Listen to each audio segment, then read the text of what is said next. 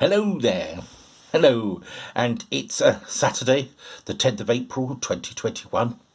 And yesterday, the 9th of April, of course, Prince Philip, the Duke of Edinburgh, passed away. And I've received a number of messages, some of which have been quite vitriolic, if that's the right word, or at least full of bile. And others have been very pleasant about Prince Philip. It has indeed polarised certain groups of the community. I, for one, never met Prince Philip, but wish I had. So I've been making some notes about him. On a personal basis, I think it's a shame that he didn't quite reach his 100th birthday.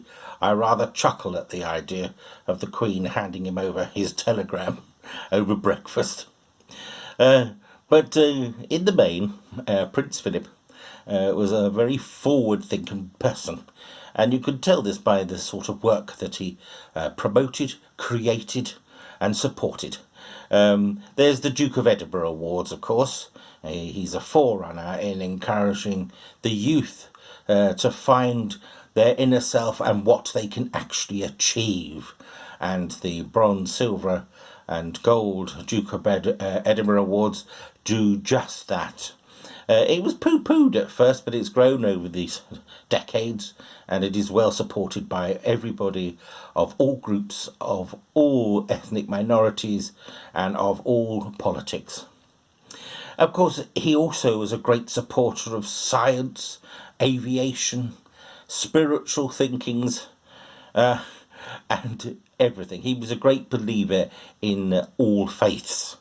So I believe he's done a lot of good, as I also believe that the whole of the royal family in the main do some very, very positive work, some of which is not promoted and which gives other people the opinion that the royal family don't actually do anything, which in fact is quite the opposite of my opinion. But let those with their bile of ignorance, let them just sit to one side.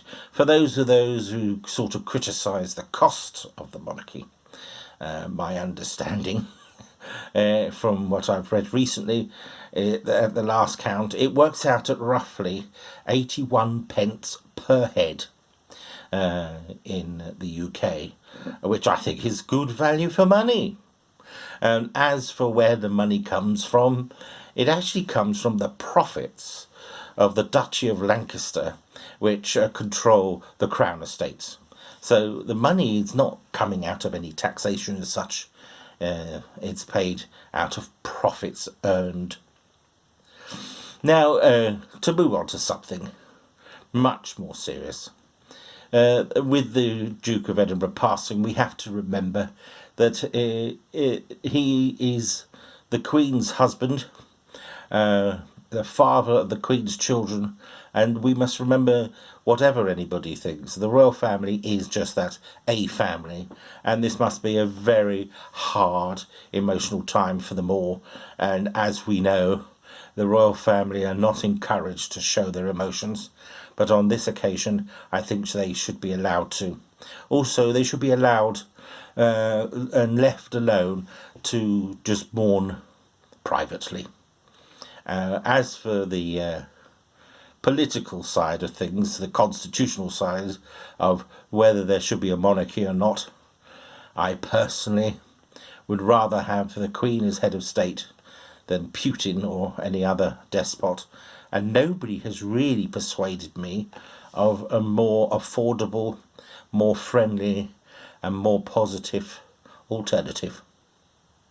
Anyway, on to something a little more frivolous. Tony and I have been enjoying some pigeon porn. Yes, pigeons are coming into our back garden, sitting on a certain stretch of the fence, walking up and down and doing their mating ritual. It's quite fascinating to watch and quite dramatic at other times. But it's been going on now for the best part of 2 weeks. And it's very, very entertaining to watch.